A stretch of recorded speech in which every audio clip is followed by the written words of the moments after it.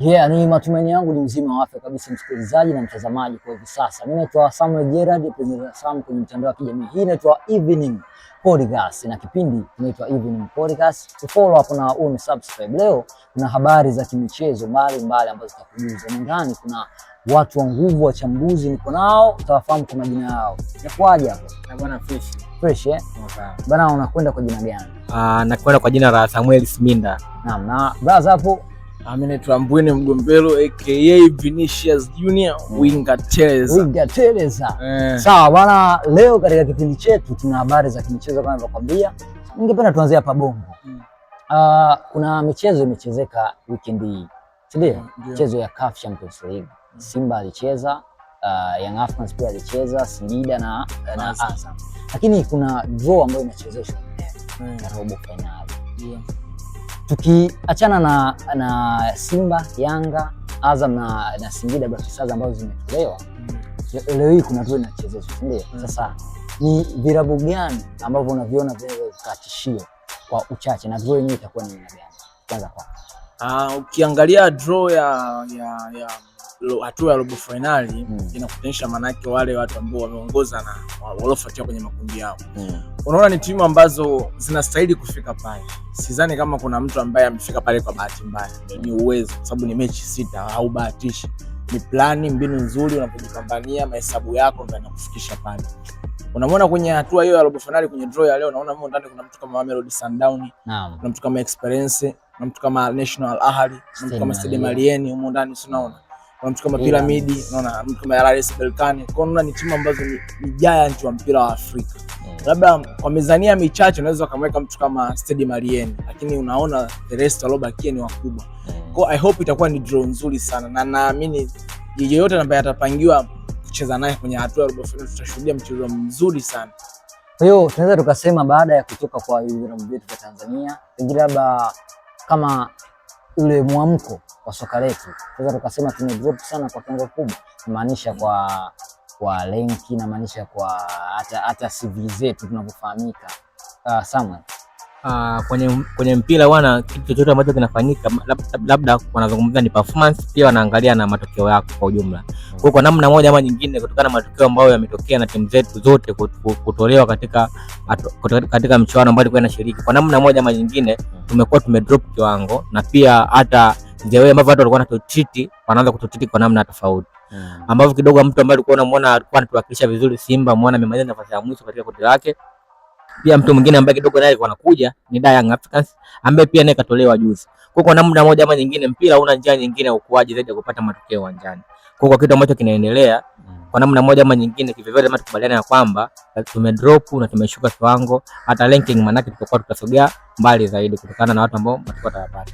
Wala sawa, na mimi ningependa tubashiri kidogo kwa hii draw ambapo nani ambaye unaweza kumuona kama bingwa kurejea hapa Bongo, maana kuna michezo leo itapigwa kama Simba. Of course kwa kura yangu mimi kwa ligi ya mabingwa bado nitaiweka kwa National Ahli. I think ni the best team kwa Afrika kwa sasa hivi. They have the quality bro. Unaona the way wanacheza. Wanajua namna ya kupita hii mikuki, unanielewa? Na ndio miongoni mwa hatua ambazo zinamtofautisha sana Al Ahly na timu nyingine. Ikifika kwenye hatua za robo finali, nusu finali, unaweza kumuona mbovu robo finali kwa sababu alikuja kwako ukatoka naye bila kwake akakufunga 1-0, lakini yeye ndo anaenda anaondoka hivi. Unajua? Kwa bado kula yangu mimi naiweka kwa National Ahly. Hapo Samuel, kwangu pia bado nabaki kwa National Ahly, maana hata huyo National Ahly kurudi kwenye misimu 2-3 nyuma ana kawaida kupoteza ubingwa mara 2 mfululizo. Yaani kama atapoteza ubingwa ndani ya msimu mmoja, msimu unaofuata atakava na atarudisha ubingwa wake. Kwa hiyo msimu uliopita alichukua Piramidi, kwa namna yote ile Al Ahly anatamani ubingwa wake aurudishe mikononi mwake. Bwana sawa, wewe unasemaje hapo kwenye comment? Andika vizuri kisha usubscribe, like na share hii video yetu ndani Evening Podcast. Tunarejea Tanzania, Simba Sports Club leo ni michezo ya FA CRB sasa hivi. Simba anacheza dhidi ya Green Line. Simba hii tunaoifahamu, tutegemea kuona inaweza kuinuka kwenye hii mechi ya leo. Kwangu mimi hii ni miongoni mwa mechi ambazo Simba wanatakiwa kuitumia kama daraja au njia ya kuendelea kujenga timu, kutengeneza combination nzuri katika timu. Maana wachezaji wengi ambao wamekuja ni maingizo mapya, wanahitaji muda zaidi ili kuendelea kuunganisha, kutengeneza bond. Kwa hiyo hii ni mechi ambayo naona kwa namna moja ama nyingine haina ushindani wowote, maana Simba kwa namna yote inataka cheza na wachezaji wake ambao siku zote waanzaji, lakini naona hii mechi atashinda kwa namna yote. Kwa hiyo hii ni mechi ambayo naona kocha ataitumia zaidi kwenda kutengeneza combination katika wachezaji wake wapi ambao wamewasajili. Tukizungumzia kimbinu, unaweza kusema Simba leo anastahili kuanzisha kikosi cha wale wachezaji wa chini wanaocheza labda ligi za vijana, zile timu za vijana za 20 na 17 na kuwadokeza wachezaji wachache wakubwa kikosi cha kwanza. Nadhani ni wakati, kwa maana Simba ni of course hizi timu kubwa, nazungumzia Simba na Yanga, of course direct kwa Simba zaidi kwa maana ndio ana mchezaji huko leo. Anapofanya usajili, wanafanya usajili wa wachezaji wengi zaidi ya wachezaji 22. Lakini kwenye kanuni za mpira tunahitaji wachezaji 18 tu, maana 11 watakaoanza na sabu. Maana unakuwa na wachezaji wengine wasiopungua 5 mpaka 6 ambao wanakuwa ni reserves, ndio.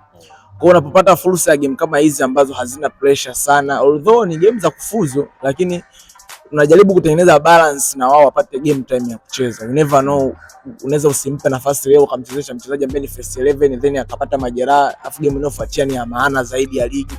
Lakini unapokuwa unampa game time kama game kama hizi, mechi za kama ile ligi ya mabingwa, tumeona game ya kumaliza makundi mtu kama Duchu anaanza, japokuwa Shomari Kapombe alipata red card, lakini hiyo ni kwa sababu anapewa game time kwamba anytime na wewe ni mchezaji wa timu, wewe ni part ya hii project tunayoifanya muda huu.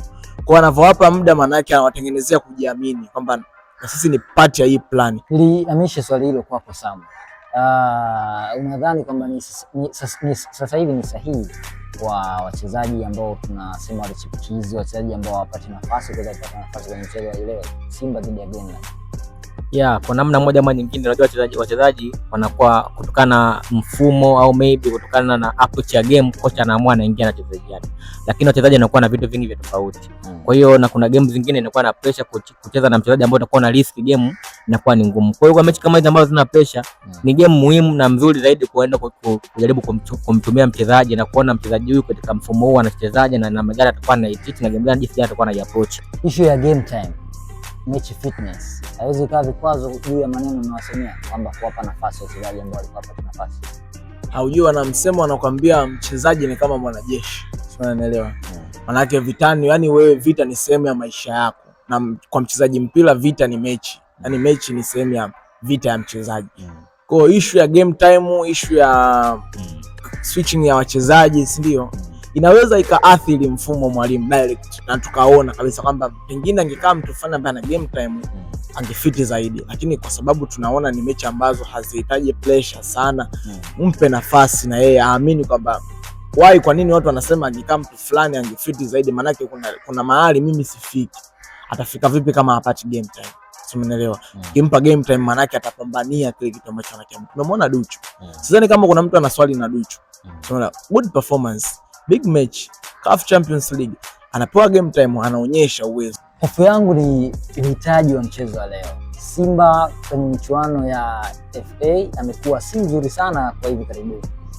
Tumeshuhudia Azam akichukua, tumeshuhudia Young Africans naye akichukua, lakini Simba ana uhitaji mkubwa wa matokeo. Naweza mkani prove wrong kwa kuniambia labda hao wachezaji ambao mnasema ni lazima sana waanze tofauti na hao ambao wachezaji tunawazungumzia. Kwangu mimi naweza kukwambia anafaa kuanzisha full mkoko ili apate matokeo haraka. Kwa mahitaji ya kombe upo sahihi, lakini kutokana na namna ya game ambayo leo Simba anaenda kucheza nayo na namna na aina ya timu ambayo Simba leo anaenda kukutana nayo, ndio maana tunakuambia hivi, kwa sababu kutokana na timu ambayo Simba anaenda kucheza nayo kwa madaraja, kwa namna moja ama nyingine, na timu ambazo zimetofautiana kabisa madaraja, na hata namna wachezaji wao ambao wanaenda wanatumika Simba na wanatumika timu ile, unaona tofauti, timu ambazo zimetofautiana madaraja, hata wachezaji wake madaraja yametofautiana kwa namna yoyote. Kwa hiyo ukiniambia uhitaji wa mechi na uhitaji wa ligi kwa namna moja ama nyingine ni sahihi. Simba anahitaji zaidi kombe, maana wana muda mrefu hajachukua kikombe chochote. Kwa hiyo issue ni kwamba mechi ambayo inakucheza nao kwa namna yoyote, Simba anajua sisi kwa namna yoyote hii mechi tutaenda kushinda. Kwa hiyo wanaenda wakiwa na approach ya tofauti, sababu wanaenda kukutana na timu ambayo wewe hujawahi kuiona, lakini hiyo timu imekuwa na wewe. Kwa hiyo wanajua wanaenda kucheza na Simba ina gani, wanaenda kucheza hivi, na kwa namna yoyote wale watakuja kama timu namba 2 itahitaji kwenda kufunguliwa zaidi. So kwa namna yote naiona mechi ambayo itakuwa ina mahitaji kwa timu ambayo inaenda kucheza na Simba, lakini sio kwa Simba. Maana Simba kwa namna yote wanaamini game wanaenda kuishinda. So ndio maana nimesema kwamba tunaenda kuiangalia game ambayo kocha ataenda kujaribu kwenda kutengeneza combination katika timu, pia ataenda kujaribu kuwatia wale wachezaji ambao hawapati nafasi moja kwa moja katika timu, kwa sababu hii mechi kwake yeye kwa namna yote anaona hii game itakuwa na ushindi, ila hatujui tutashinda kwa idadi gani na magoli. Okay, bana, swali la mwisho juu ya mechi ya Simba Sports Club. Mnamuelewa kocha Steven Becker? Steven Becker. Ya, kwa mpira ni science inayoishi hai. Kwa hiyo ukisema umhukumu Steven Becker kwa sasa hivi ni bado. Ni mwalimu ambaye ameshaonyesha ana kitu tofauti. Unamuelewaje sasa? Kwa sijajua kwa watazamaji wako, lakini kama ni mfuatiliaji mzuri wa mpira utamwona Steven Becker akiwa Stellenbosch. Amefika finali na Stellenbosch. The effect ya Steven Becker kwa Stellenbosch tunaiona. The next season wamefika makundi, ndio na alikuwepo yeye. After makundi ameondoka, si ndio? What happened kwa Stellenbosch nowadays? Wamekuwa mwisho kwenye kundi lake. Kwa unaona kabisa kuna effect kabisa ya mwalimu. Pengine mbinu za mwalimu zilifanya Stellenbosch wakafika pale. Anakuja, ilikuwa ni timu ngeni kwenye macho na masikio ya watazamaji kwenye mechi ya nusu finali ya kombe la shirikisho. Anakuja Zanzibar anatuonyesha kitu cha utofauti. Si umeelewa? Watu wanaamini Simba angekutana na game rahisi kama pengine ambavyo Yanga alikutana na Malumu Gallants, si ndio? Lakini imekuja tofauti. Tunakwenda South Africa, atuonyesha testi tofauti kwamba nyinyi ni timu kubwa, ndio ni watano, ni wasita kikubwa Afrika, lakini hapa sisi ni kwetu. You have to walk, you have to win at any cost. Tukaona ulipigwa moja la mpira, bonge moja la game. Kwa I hope ni mwalimu mzuri. Kwa sababu ni science inayoishi, wampe muda atadeliver. Ni mwalimu mzuri sana Steven Becker. Samuel, wewe unamuelewaje? Maana amezungumzia kocha Steven Becker kwamba ana science mpira ambao unaishi. Wewe kwa kweli unamchukulia ni mwalimu wa design gani? Nilimwangalia zaidi katika mechi ya Stellenbosch dhidi ya Zamalek, game ambayo ilichezwa Zanzibar, wapi, Misri. Game ambayo waliibuka na ushindi wa goli moja ambayo iliwapeleka moja kwa moja katika hatua ya nusu finali kisha kwenda kutolewa na Simba. Niliangalia namna ambavyo ana approach game. Ni kocha ambaye anacheza big match, lakini anakuwa na msimamo kwamba sisi tutakuja kupishana. Hatujui tutacheza na nani wala upo wapi. Sisi ni mentality yetu kwamba tunaenda kushindana. Anaamini kwenye kuzuia, lakini kwa kuzuia kwake atakuwa anazuia kutakuwa mnapishana, si ndio? Kwa hiyo miongoni mwa makocha ambao muda wote anatamani aje afunge, kama utamfunga basi naye akufunge zaidi. So ni miongoni mwa makocha ambao wanakupa test nzuri ya game na wanakuja kukupa hali halisi ya nini ya mpira, maana mpira sasa hivi haupo kwenye ukanyuma, mpira utakuwa tupishane. Pia naona hata Simba namna gani ambavyo mbadilika. Simba ambayo ilikuwa nyuma na Simba sasa hivi ni tofauti. Simba sasa hivi unaona jinsi gani wanatafuta nafasi, wanafungua. Kila mtu anajaribu kufanya tengeneza combination na mwenzake. Pasi zinapigwa pasi fupi, nasema ambayo inataka kupiga pasi ndefu, unaona zinapigwa wrong pass.